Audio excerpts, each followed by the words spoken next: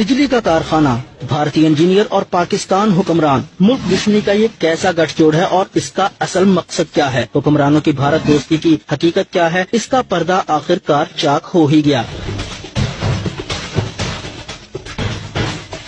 शरीफ खानदान की बदनाम जमाना रमजान शुगर मिल में भारतीय खुफिया एजेंसी के एजेंट इंजीनियर्स के रूप में दाखिल हुए। बज़ाहिर उनका काम चीनी के कारखाने में बिजली पैदा करने का प्लांट लगाना था, लेकिन हकीकत में मुल्क की जड़ें खोखला करना। 37 से ज्यादा भारतीय इंजीनियर्स शरीफ खानदान की इस मिल में काम के लिए बुलाए गए, लेकिन उनको वीजे जारी करते हुए ऐसी रियायतें दी गईं जो भारत से आने वाले मुसलमानों के नसीब में भी नहीं होती। मल्टीपल वीजा, सिक्योरिटी एजेंसियों की पूछताछ से आजादी और मुल्क भर में घूमने का परवाना। इनमें से 14 अफराद अक्सर व बेशतर भारत आते जाते रहते थे, जबकि 26 शुगर मिल में ही रहते थे। भारतीय इंजीनियर के वीजे के मुताबिक रसाई तो सिर्फ चनियोट शहर तक थी, लेकिन सरकारी प्रोटोकॉल में उनको मुल्क भर में घूमने की आजादी थी। लांबी शरीदार, श्रीनिवासन, सुरेश राव, रतनकार, देशराज, नवासन राव और कितने ही नाम गिनवाएं। 37 लोग तो रमजान शुगर मिल में ही मौजूद हैं, जिनकी फहरिस्त पाकिस्तानी सिक्योरिटी एजेंसीज के पास मौजूद है। और ये सब रियायतें कैसे मिली और किसके कहने पर मिली? जी हाँ, हुक्मरानों की जाती जमानतों पर ये सब कुछ हुआ। भारतीय जासूसों को टेक्नोलॉजी ताउन के नाम पर मुल्क के चप्पे चप्पे से मालूमात हासिल करने की खुली छूट।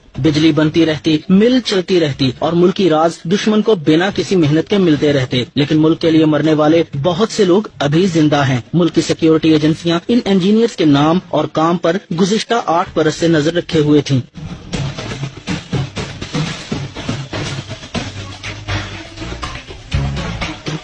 शरीफ फैमिली की एक और शुगर मिल से 2 भारतीय इंजीनियर धर लिए गए, जो बदनाम जमाना भारतीय खुफिया एजेंसी के लिए क्या काम कर रहे थे और कब से कर रहे थे, क्या क्या राज पहुंचा चुके थे, उनका नेटवर्क क्या है। कई सवाल पूछे जाएंगे और कई राजों से पर्दा उठेगा। 2 भारतीय एजेंट तो पकड़े गए, लेकिन अभी 35 और भी हैं जिनको शरीफ खानदान की खुसूसी हदायत पर सहूलतें भी मिली। रायतें उनका भी मुकद्दर बनी। एक बड़ी मिसाल एक ऐसे इंजीनियर की है जिसको शरीफ खानदान के दबाव पर 10 बरस का मल्टी